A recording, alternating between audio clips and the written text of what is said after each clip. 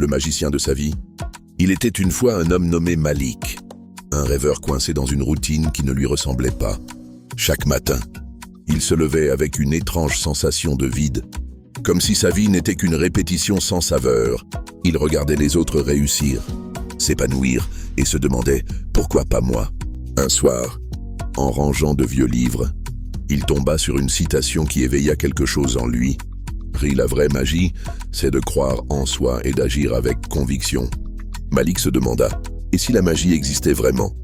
Non pas sous forme de sortilège ou de miracle, mais comme une force intérieure que chacun peut réveiller.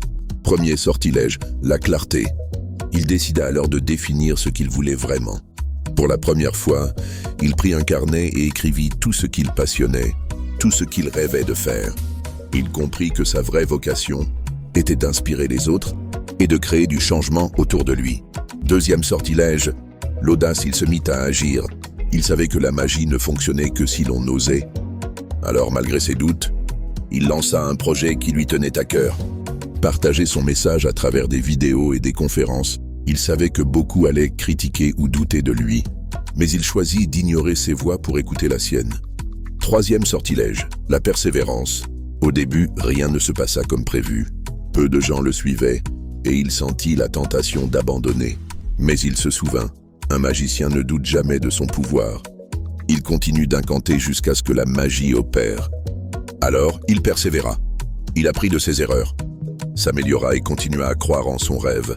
Peu à peu, il vit les premiers signes de transformation des personnes, le remerciant pour son inspiration, des opportunités inattendues.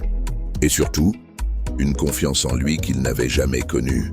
Le grand sortilège, la transformation. Un jour, alors qu'il s'exprimait devant une foule, il réalisa quelque chose d'extraordinaire.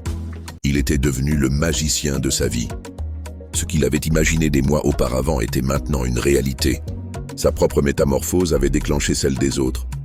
Et c'est ainsi que Malik comprit. La magie ne vient pas de l'extérieur. Elle naît en nous. Elle est le fruit du courage, de la foi et de l'action. Moralité. Nous avons tous en nous une puissance magique, capable de transformer notre existence. Il suffit d'y croire, d'oser et de persévérer, parce que la seule chose qui sépare un rêveur d'un magicien, c'est l'action. Alors, es-tu prêt à réveiller le magicien en toi?